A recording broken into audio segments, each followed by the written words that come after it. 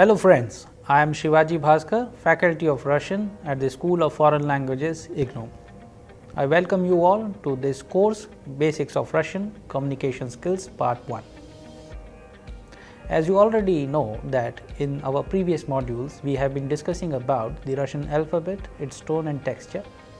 We have also seen certain examples where we have used a construction of a sentence depending upon the ending of the noun, adjectives are being used, and with the help of these formation of new sentences, whether they are interrogative, affirmative. So now we have a very clear idea how to make a particular sentence, and in addition to that we have also learned about how to conjugate a particular verb. So now since we are doing certain combinations of different letters of the Russian alphabet, based on that we are doing some words, and with the help of these new words and expressions we are making a few sentences. So in this module we are going to make a few more such examples where you will find these new letters with the combination of a vowel or a consonant, consonant or a vowel, new words, expressions, etc. And then we will have certain exercises where we will make sentences. So here we have certain examples with us, starting with the letter H. The words are like the first one, Khimia means chemistry, Khimik means chemist, Khinji means Hindi, Stikhi means poem, Plokha means bad, Kholodna means cold. So here you can see that we have certain examples. For example, the third one, Khinji, which means Hindi. If we say Khinji Yazyk means Hindi language, but normally in Russian we say Yazyk Khinji, Yazyk Khinji. Alright, Hindi language is known as Yazyk Khinji. If I want to say that Hindi is a very popular language, so I will say Hindi очень популярный язык. Hindi is a very popular. For very we use очень, popular because it is masculine gender word, so популярный язык, language. Hindi is a very popular language. Now we have another two important, very interesting words, the last two, Plokha and Kholodna. So Plokha, which means bad, you can use it as adjective. For example, if you want to say that today is very bad weather. Сегодня means today, очень, very, bad weather, плохой for bad. Okay, so for these kind of sentences, плохо, плохой, плохая, so and in plural, плохие.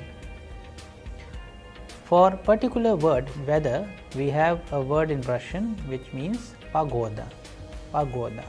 So now we will make the sentence properly and fully. I would say today is very bad weather. Сегодня очень плохая погода.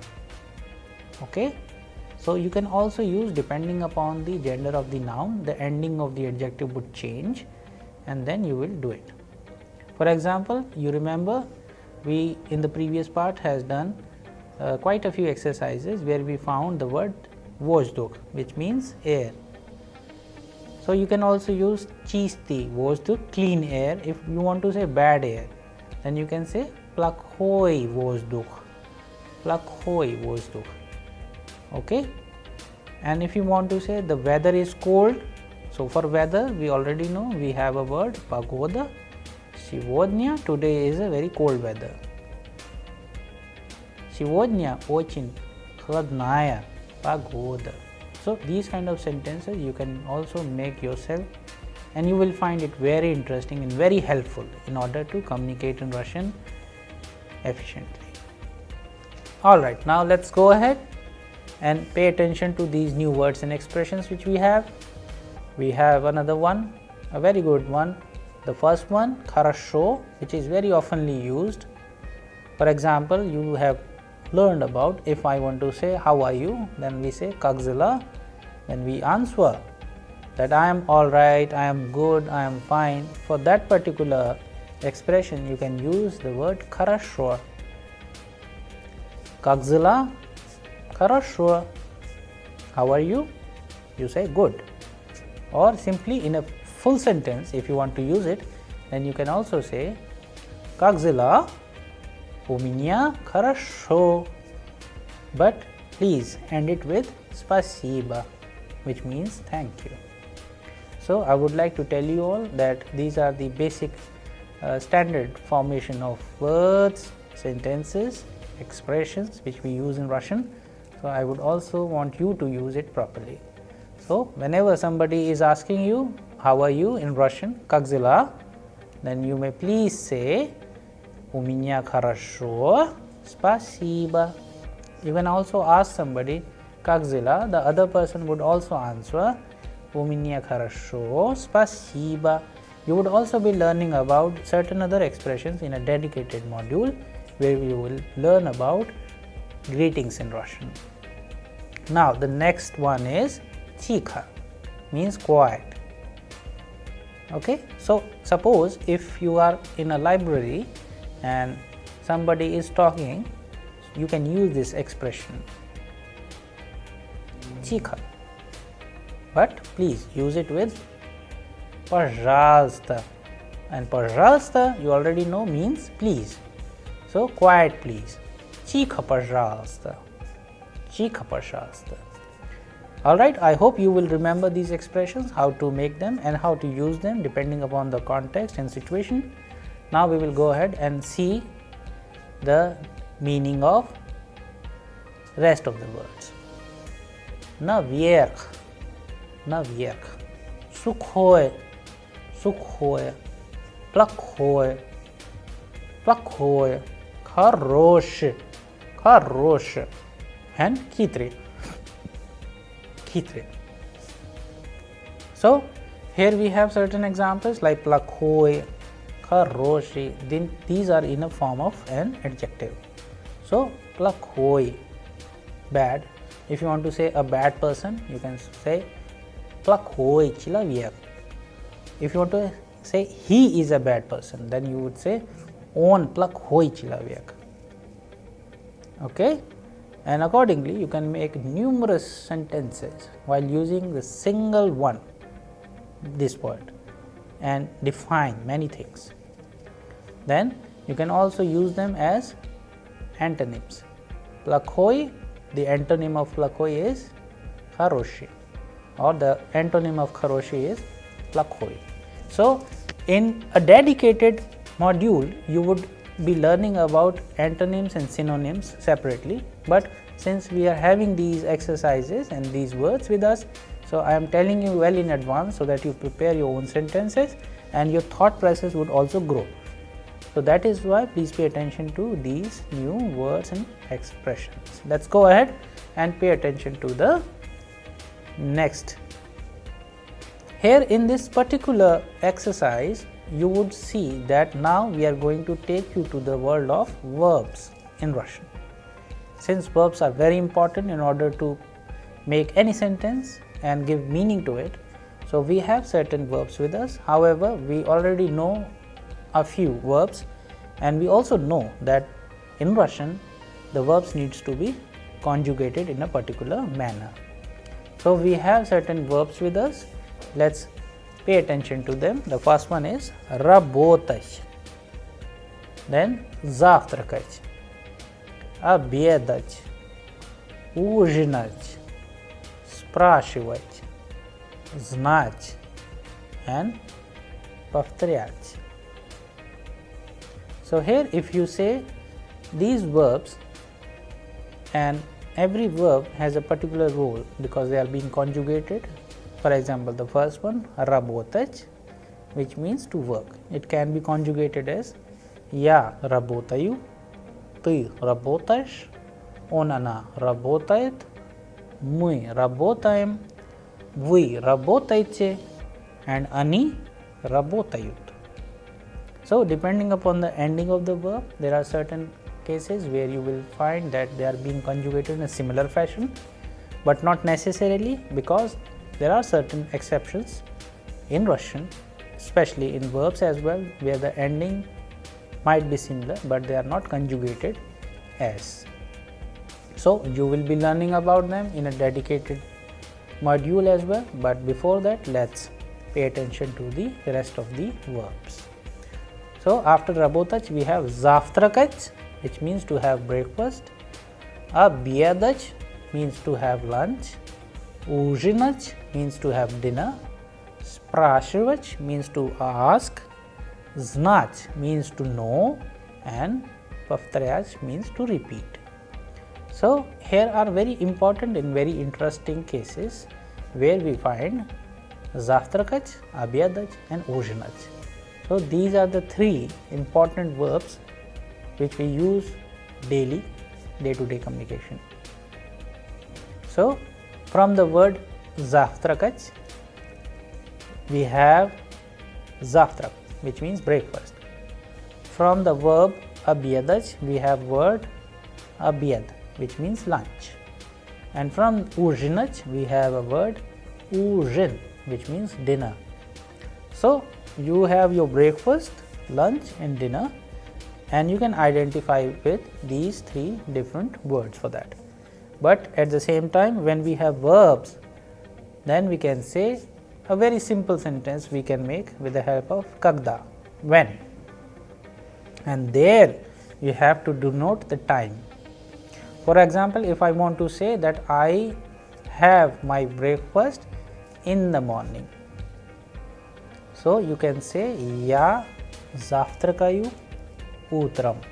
I eat my breakfast or I have my breakfast in the morning. Я завтракаю утром. And if you want to say обедать, then you can say I have my lunch in the afternoon.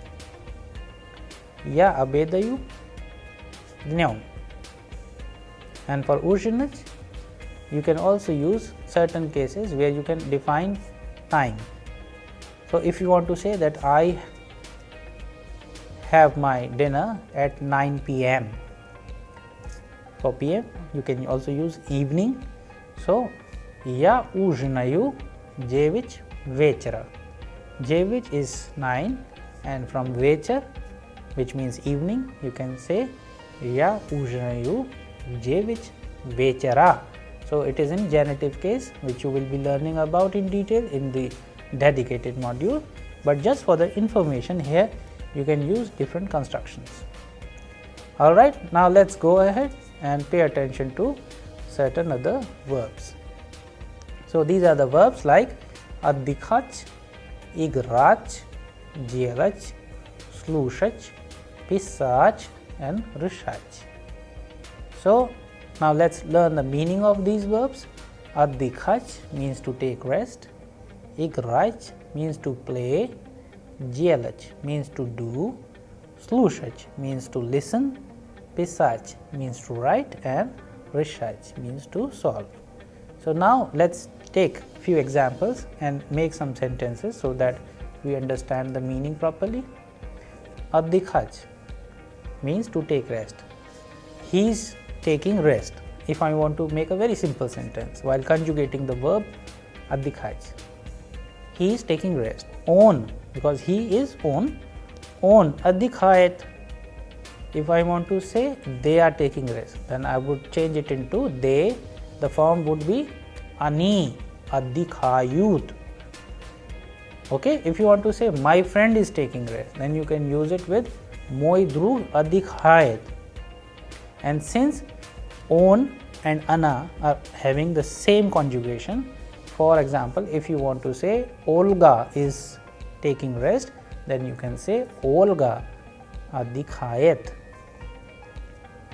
So accordingly you can change the different meanings of the sentences with the help of conjugation of the verbs. You can change the person as well as from singular to plural. For example, I am taking rest, я отдыхаю. If you want to say we are taking rest, then you can say мы отдыхаем. Alright, so depending upon the context and the use, you can change the conjugation of these verbs. Now let's pay attention to the another verb like slushać, which means to listen. For example, if I want to say I am listening to radio, alright. For radio, we have word in Russian radio. I am listening to radio. Я слушаю радио. Я слушаю радио. Simple.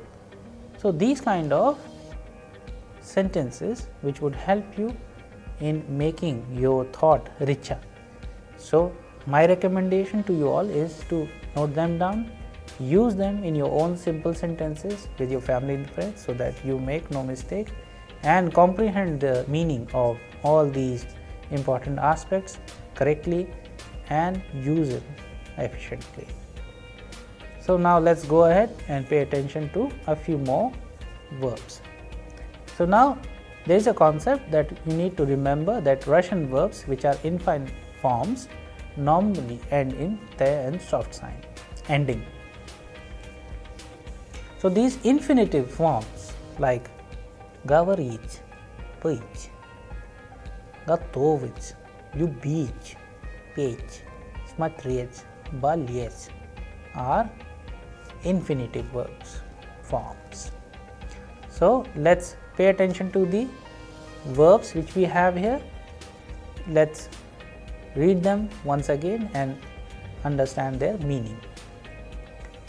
Говорить, to speak, пить, to drink, готовить, to prepare, любить, to love, петь, to sing, смотреть, to see, and болеть, to be ill. Here we can have some examples like говорить. So it can be conjugated like я говорю, ты говоришь, он она говорит, мы говорим, вы говорите, они говорят. Alright, so there is a slight change at the end, говорят. Whereas if you remember, in case of завтракать, я завтракаю, ты завтракаешь, он она завтракает, мы завтракаем, вы завтракаете, они завтракают. Here я говорю, ты говоришь, он она говорит, мы говорим, они говорят. So ят and you, there is a change. So you have to pay attention to these endings very carefully and note them down separately in your notebooks in order to remember them by heart. Alright, so very important example. Once again here we have the verb любить, to love. Я люблю, ты любишь, он она любит, мы любим, вы любите, они любят. Любят. Alright, because these are infinitive forms of verbs. If you want to make a sentence that I love my country, alright, but it's going to be in a certain case, so I am going to make the sentence Я люблю свою страну. Любить, it's in form of possessive. So that is why we use it in Vinichilni Padyesh or the case where we use it with the construction. If you have any word or a noun of feminine gender, it changes into U. So strana changes into stranu. Я люблю мою страну. I love my country. It's like that. Suppose if you want to say I love Moscow, then Moscow, Moskva will also change into Moscow. Я люблю Moscow. You can also make your own sentences depending upon the construction, and please keep it in mind. However, we will be talking about certain cases in detail in dedicated modules where you will learn about certain case system of Russian. Okay, now let's go ahead and pay attention to this section. As you know that we are going in a very phase wise manner, that we are introducing you to the Russian alphabet, letters, combinations, words, expressions, verbs, and finally we have sentences. So now we are going to discuss one text with you. In this text, you will find many words which you already know, but our purpose is that while paying attention to these sentences, we are going to talk about a little story. As this expression is very important in order to explain the thoughts, that is why we make texts. So here I am going to talk about a family, its people, and you will see that what kind of sentences we have. So the title of the text is Poznakомьтесь. As you already know, Poznakомьтесь means to introduce or to meet.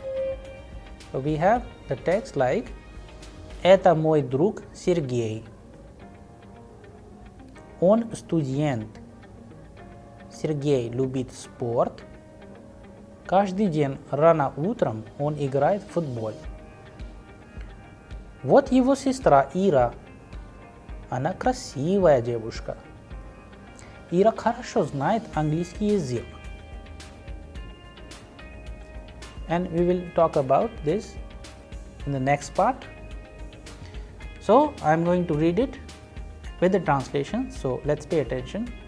Это мой друг Сергей. This is my friend Сергей. Он студент. He is a student. Сергей любит спорт. Сергей loves sport. Каждый день рано утром он играет в футбол. Каждый день, every day, рано утром, early in the morning, он играет, he plays football. Вот его сестра Ира. Here's his sister Ира. Она красивая девушка. She is a beautiful girl. Ира хорошо знает английский язык. Ira knows English language well. Alright, so you can also change английский язык with any other language. Suppose if I want to say Ira knows Russian language well, then I would say Ира хорошо знает русский язык. If I want to say that she knows Japanese well, then I want to say in Russian Ира хорошо знает японский язык. And if you want to say that Ira knows Hindi language well, then we have to say Ира хорошо знает язык Hindi. So please pay attention to these constructions. You can also change like we just did with numerous examples which we already know. Alright, so now let's go to the next part. So this next and the final part of the text we have Это его мама Галина Николаевна. Это and this is his mother Galina Nikolaevna. So in Russian the name is Galina and surname is Nikolaevna. Alright, so you also please keep this in your mind while reading the names and surnames of Russians. You please have to pay attention to the surnames very carefully. So Anna physique. Anna means she, because for he we have on. And Galina Nikolaevna, это mama.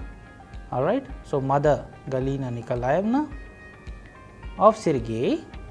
She is a, now we are going to talk about her profession. Anna physique. She is a physicist. If you want to say that she is an engineer, you can say Anna engineer. If you want to say she is a doctor, she would be Anna Vrach. But if you want to say that she is a teacher, then in Russian for teacher, if it is a female teacher, we have Учительница. Она учительница, она преподавательница, like that. So be very careful while using these surnames, names as well as professions depending upon the gender of that person. Alright, now let's pay attention to the next sentence. Утром она готовит завтрак. Утром we already know, in the morning. Она готовит, she prepares. Завтрак we know means breakfast. Утром она готовит завтрак. In the morning she prepares the breakfast. Sergei и Галина Николаевна вместе завтракают. It is again a very important construction. Whenever we want to say together, we use вместе. Sergey и Галина Николаевна вместе завтракают. Sergey and Galina Nikolaevna, they eat their breakfast or they have their breakfast together. Okay?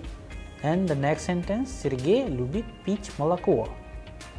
Sergey любит, loves to do what? To drink. Sergey loves to drink what?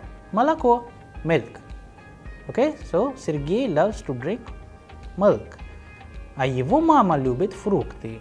A means and in this context, его мама, his mother, любит, loves фрукты means fruits.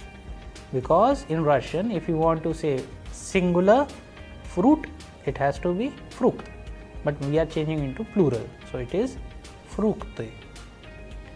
Okay. So I hope the text is clear. You got a very nice introduction of a family in Russia. This is a small text about Sergey and his mother. We also talked a little bit about his sister Ira.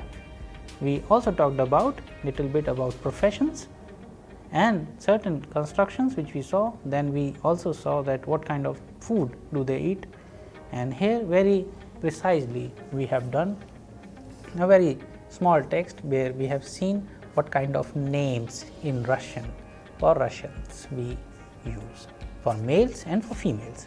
So we have three important names here. We have Sergey, we have Galina Nikolaevna and Ira. So these three important names we need to remember. These are very popular names. Then we also saw that what kind of verbs we used. We used любить, готовить, завтракать. Alright. These kind of verbs which are very often used are being used in this text as well. And based on these kind of constructions, now I would like to tell you all to prepare your own small text. You can also replace the name of these characters by the names which you find in your family and friends. Use the same composition, use the same conjugation, but the flavor of the text would change. Now let's change the names and see what kind of flavor do we get. Let's go to the previous part. Okay, so the title of the text remains same, Poznakovches. Here I am going to change Russian name from Indian name. So I am going to use Anil in place of Sergey. Это мой друг Anil. Он студент. Anil любит спорт. Каждый день рано утром он играет футбол. Вот его сестра. So because we are talking about Anil, which is a Indian name, in place of Ira, we are going to change it with Gita. Вот его сестра Gita. Она красивая девушка. Gita хорошо знает английский язык. Now let's go to the next part. А это его мама, because it is a Russian name, Galina Nikolaevna, we will change it from, let's say, Sita. So, Sita Devi. Это его мама, Sita Devi. Она физик. So, from that profession you can also change, let's say, учительница. Она учительница. Утром она готовит завтрак. Sergey, in place of Sergey we have Anil, and in place of Galina we have Sita. Утром она готовит завтрак. Anil и Sita Devi вместе завтракают. Anil любит пить молоко, а его мама Sita Devi, его мама любит фрукты. So when you translate the text, you will definitely find that there is going to be a very big change in overall comprehension of the text. So that is why this is a kind of exercise which you can also do at home and discuss it with your family and friends. You will find it a very interesting exercise and you will love it. I hope you like this module very much, and we will be discovering about many more such concepts in our upcoming modules. Thank you.